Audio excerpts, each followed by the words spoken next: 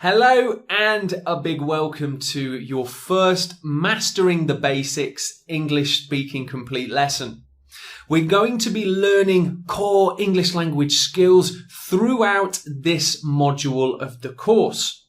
I commonly see students make errors in pretty basic skills for English speaking. So I want to give you the base skills to make sure that we are building our fluency. Today, we'll be looking at some really important information in regards to English speaking, and that is breaking down our speech into 9 main parts. By doing this, we'll know exactly what each word and what each part in our speaking is and why it's important. And I'll be talking about all these different parts of language all the way throughout the course. So this really is a super important lesson. I think without further ado, if you are ready, we should start your first Mastering the Basics lesson. So, as I said, we can commonly break down English speaking into sometimes 8 or, as I prefer, 9 main parts. And again, this can really help when studying and learning English language. It can really help our understanding of how to improve our grammar skills and fluency as well. So what are these 9 parts? Well, here is our table and we'll go through each part individually. On the left, we have a list of our 9 main parts. So we'll start with nouns. Some of you may have heard of some of these, but I'll be going into a bit more detail throughout this video. So nouns are the names of a person, place, or thing. And here we have David, TV, London, book. Pronouns are similar to nouns, but they actually just replace them in our speaking as well as writing too. And that is, for example, he, she, they, it. That isn't an exhaustive list, which in other words means that's not all the pronouns listed, just a few examples there. Really importantly, we also have verbs, which of course is an action or a doing word. And we'll be going into verbs in more detail in this video, as well as upcoming Mastering the Basics videos as well. Here's some examples. Sing, jump, ate, laugh. As you may know, the verb can also tell us when it happened. Past tense, present tense, or future tense. Now we have adverbs. Now adverbs generally describe the verb in a variety of ways. Quietly, steadily, slowly. Then we have adjectives, which simply describe a noun. Shiny, fat, beautiful. And now we have articles, which I commonly see non-native English speakers making mistakes with. And this just helps define or say which noun we are talking about. And here's just 3 of the main articles we'll be looking at. The, a, and an. Really important to make sure that we are getting each article right when we use it. Now we have conjunctions, connectives, connecting parts of speech, because, and, so. And we also have prepositions, another really interesting part of English language that non-native speakers make a lot of errors in. So really important that we increase our accuracy and fluency there. So this gives ideas generally for place or time, and it maybe can connect 1 or 2 nouns within our speaking. Between, above, before. And finally, a little bit of a smaller part of speech, but nevertheless quite important. We have interjections. So this is expressing emotions or feelings, and it usually ends when we write in an exclamation mark. Hooray! Woohoo! Okay, so that is the 9 parts of speech we'll be focusing on throughout this lesson. Again, I'll be coming back to these features of English language throughout the entire course. So it's good that we get an understanding right at the beginning so that we all know exactly the different terminology for parts of English speaking. So let's begin with, in a bit more detail, nouns and pronouns. So they're used generally to give a subject in our speaking, to say a certain thing, a certain person, a place, an object. And they are probably the most common types of word in English. So we can consider nouns as having common and proper nouns. So that's what I just want to look at quickly now. So common nouns are for general, not specific, just talking about as a whole, people, places, or things. I really like to read younger authors. Now, authors in general, I'm not talking about a specific person, just authors in general. Well, bananas are pretty good for you. I don't have a banana in my hand and talking about this one. I mean bananas on the whole, overall, not specifically. You always enjoyed learning new languages. Very true. Languages in general, not one specific one. Okay, let's take a look at proper nouns. So these are used when talking about a specific person, place, or thing. And this is where in writing we must use capital letters. Of course, in speaking we can't indicate the use of capital letters. My dad said New York is a really fun city. Stevie Wonder was an amazing funk musician. The Pacific Ocean is huge. So in all 3 examples, I'm talking about a specific place or person or object, and I need to capitalize in writing. This is useful for our overall understanding of English language. Of course, we'll be focusing mostly on English speaking, but developing fluency in the whole of English language is going to be really useful to you as well. Okay, let's take a look at pronouns. So here's some examples of just a few different pronouns. I, you, us, she, mine, and ours. Okay, so once again, pronouns are used quite simply to replace some types of nouns in our speaking. Here's a few examples. I never thought this year would end. Where do you want to go? Actually, that book is mine, I think. Okay, so that is just a quick run through of nouns and pronouns. Very important when adding different subjects, places, people, things into our speaking. Now let's take a look at verbs and adverbs. Again, super common part of speech. And in terms of communication and speaking, verbs especially are really important.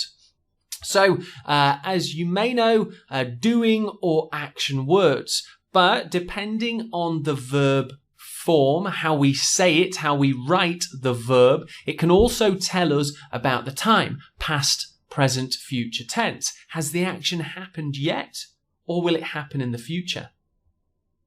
Here's a few examples. Do, see, laugh, jump, thought, flew, cooked, study.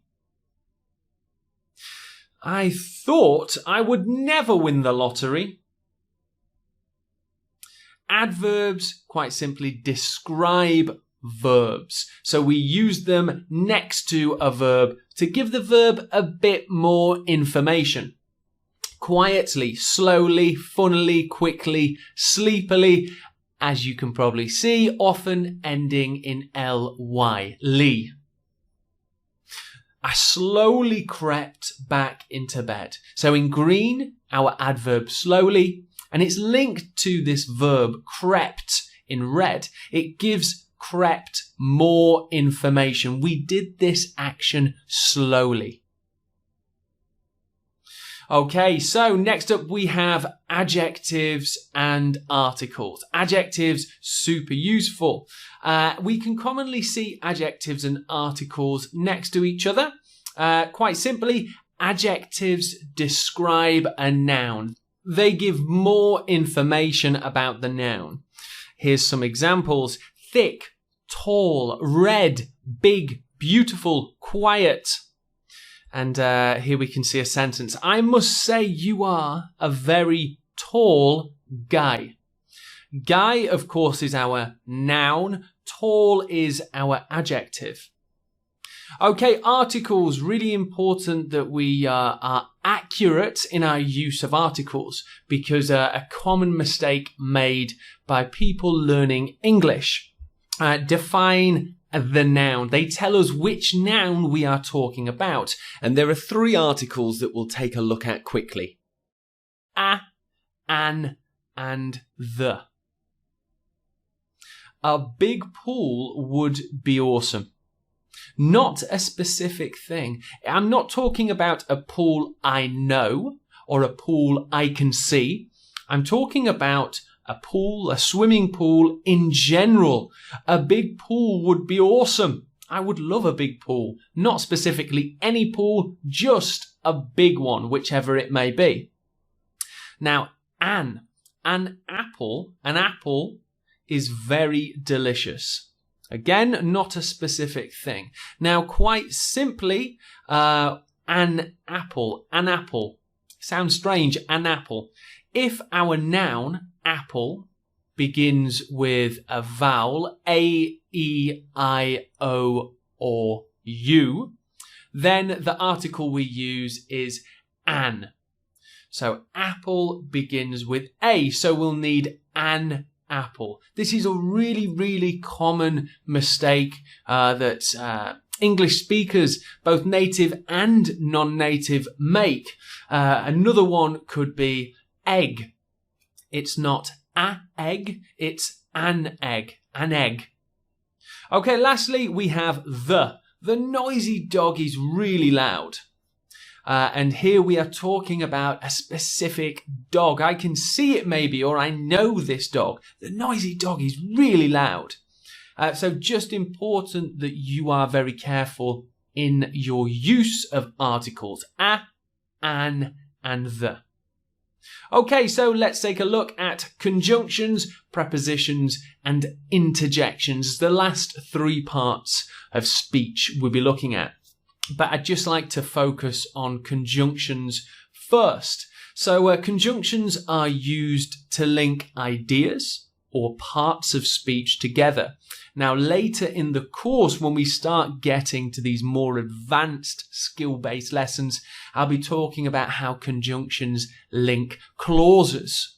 If you know what clauses are, great. If not, don't worry. We'll talk about it in much more depth later. But for now, conjunctions, also known as connective words, are used to link parts of speech. Here's some examples. Although, because, therefore, and so, and furthermore. They often go in the middle of the sentence. So let's take a look. I don't want lunch because I'm not hungry. So we really have 2 big ideas here. I don't want lunch. Idea 1. Idea 2, I'm not hungry. We can connect them. We can really link the ideas with this conjunction because. I don't want lunch because I'm not hungry. Here's another example. There's a sale in town, so I'll go shopping later. That gives us the result, this conjunction so. Gives us the result of my first idea. There's a sale in town. So, therefore, I'll go shopping later. But it's also fair to say that sometimes conjunctions can go at the start of our sentences, at the start of our speaking. Although it's raining, I'll still go for a run. It's raining, idea 1. I'm still going out for a run, idea 2. And here we have one last example. You work 2 jobs, therefore you're busy. Again, showing result, linking the result of my first idea. Okay, so conjunctions, connectives, super important for sure. And again, we'll be looking at them in a lot more detail throughout the whole course. Okay, so let's take a look at prepositions. Much like articles, non-native speakers do commonly make errors, both in speaking and writing, with use of prepositions. Again, prepositions give information for nouns about place, time, could be order as well, firstly, secondly after that. Let's see some examples. Over, inside, during, before, on top, after. I'm pretty sure the key is inside my back pocket. Here we have 2 prepositions, inside, the key inside, and back pocket. Not just pocket, I say back pocket. So giving lots of information regarding these nouns. And here we're talking about place. How about we meet after dinner? Here we have a preposition of time, after an event. Okay, so let's take a look at interjections. Again, slightly smaller part of speech, not something that we'll be focusing on a lot throughout the course, but it's good that you have an understanding of what it is. We use them a lot within speaking. Okay, so they describe or they tell others about our feelings, whether it's surprise or just generally our emotions, such as ouch, woohoo, you, eek. I think the third one, you, is maybe more linked to surfing culture, so maybe not as important, but I thought I would include it too. Woohoo, I won the lottery. Ouch, what did you kick me for?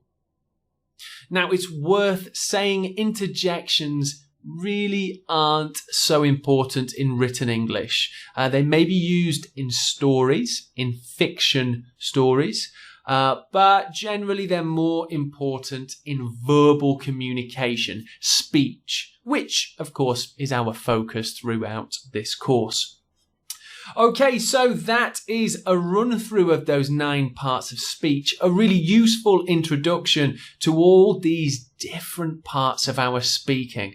Again, we'll be covering them in great detail throughout the course, and we're going to be really pushing and developing your English language fluency. But for now, it's time that we jump into the animated section of the course, where we'll see all these different things we've learnt used in more examples.